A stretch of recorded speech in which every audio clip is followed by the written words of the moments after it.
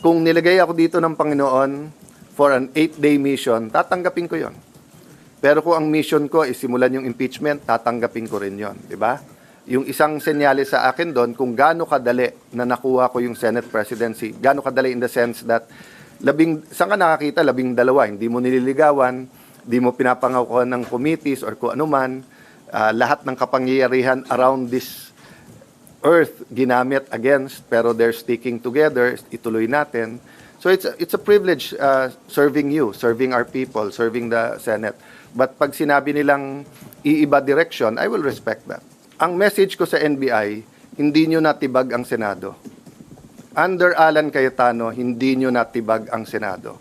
So dun sa nagsasabing take responsibility, kayo pumasok dito, kayo na maril eh. Tapos kami pagre-resignin nyo. Dapat kayo mag-resign.